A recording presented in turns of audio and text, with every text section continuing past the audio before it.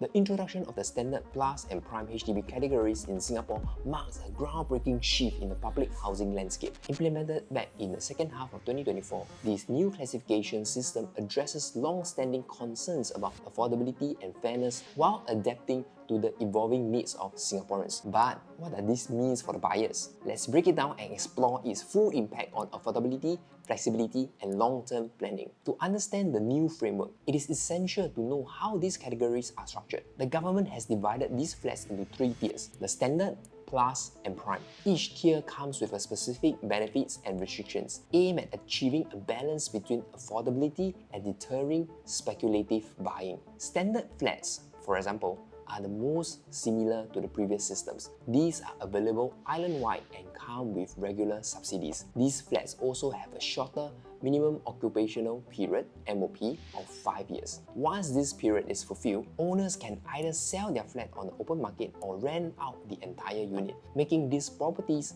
highly flexible for buyers seeking fewer restrictions and quicker opportunities to monetize their investments. Standard flats cater well to those who value simplicity and ease of mobility in their housing choices. Meanwhile, Plus flats occupies a middle ground. They are strategically located in more desirable spots, such as near MRT stations and town centers. To make these flats accessible to Singaporeans, enhanced subsidies are provided to offset their higher market value. However, the conditions tied to Plus flats are stricter. Buyers must commit to a 10-year MOP, and resale of these units comes with a subsidy recovery rate of ranging between 6 and 8%, depending on the location.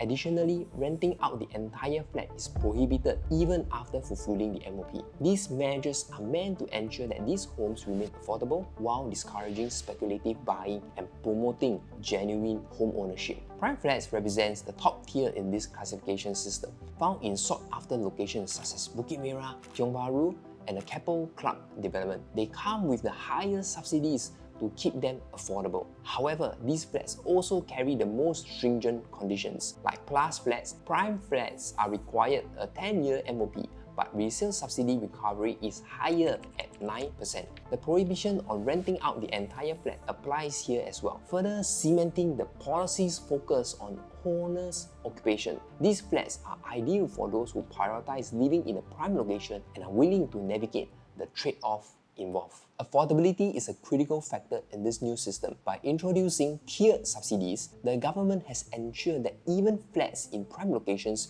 remain within reach for Singaporeans. However, this affordability comes with strings attached. Buyers of prime flats, for instance, must contend with a longer timeline before they can sell. A couple in their mid-20s purchasing such a flat might face a construction period of 4 to 5 years, followed by a 10-year MOP. This means that they may only be able to sell the flat when they are in their 40s, which could limit their ability to upgrade or adapt to changing family needs. Furthermore, the requirements to return part of the subsidies upon resale might impact their financial flexibility for future housing plans. On the other hand, buyers of standard flats enjoy fewer restrictions, making these properties a popular choice for those seeking flexibility. The shorter MOP and absence of subsidy recovery allows owners to sell or rent their flats more quickly, making these units particularly attractive for individuals who prioritize ease of mobility or shorter-term housing solutions. This simplicity might make standard flats an appealing alternative to those wary of the complexities and limitations associated with the other tiers. One of the main objectives of the new classification system is to address speculative buying. This effort aims to counter lottery effect, wherein buyers of prime location flats have historically made significant profits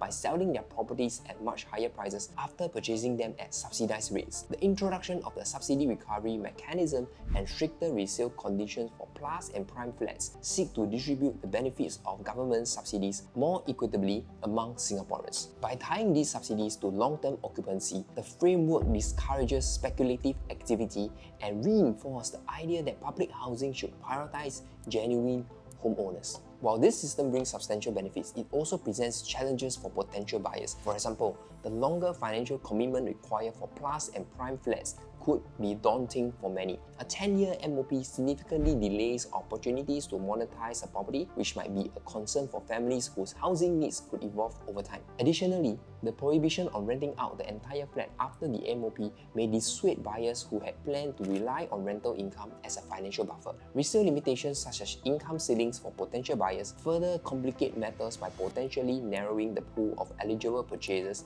and limiting demand for these flats in the future. These challenges emphasize the importance of careful planning and strategic decision-making for buyers. For first-time buyers and young families, it is vital to weigh the benefits of enhanced subsidies against the constraints imposed by these categories. Considering factors such as the proximity to the family, access to schools, and career mobility can help ensure that the chosen flat align with their long-term goals and aspirations. A compelling example of this new framework in action is the Keppel Club development, located near Harbourfront and Vivo City. This project offers a rare chance to own a subsidized home in a prime location, but it also comes with the required 10-year MOP and a resale clawback. These restrictions reinforce the policy's aim of ensuring affordability for the future homeowners while curbing speculative gains. Despite these conditions, the location and amenities of the Keppel Club development make it an attractive option for those who are willing to adopt a long-term perspective. The new classification system also has significant implications for the existing resale market. Older resale flats in the prime areas that are not subject to the new restrictions may become more desirable. Buyers seeking greater flexibility might prefer these older flats,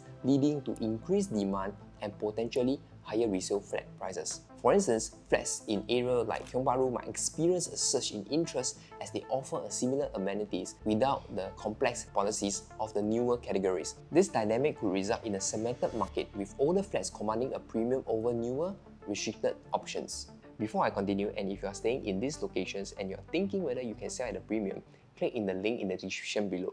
And back to here, navigating this system effectively requires buyers to evaluate their long-term housing needs and financial capacity carefully. The trade-offs between locations, restrictions, and future financial security must be considered. For instance, while prime flats provide unmatched access to amenities, the associated restrictions might not suit those prioritizing investment's potential. Buyers should also factor in the impact of subsidy recovery on their overall financial goals and ensure that their choice of flat supports their lifestyle aspirations. These tier frameworks align with the government's broader goals of ensuring fairer access to desirable locations and discouraging speculative behavior. By offering additional subsidies for plus and prime flats, this system makes it possible for families to access better amenities while maintaining affordability. However, some critics argue that the restrictions could lead to unintended market cementation, with resale flats near prime locations potentially benefiting from increased demand. In conclusion, the introduction of the standard plus and prime categorization represents a significant step toward a more equitable and sustainable housing system in Singapore. While the system introduces complexities and trade-offs, it ensures that housing policies adapt the realities of urban development. By understanding the nuances of each category and planning carefully, buyers can make informed decisions that align with their financial goals and lifestyle needs. The long-term success of this framework will depend on its ability to balance affordability, flexibility, and fairness across all segments of the housing market, reinforcing the inclusivity and accessibility that define Singapore's public housing system. If you learned something from this video, do drop me a like.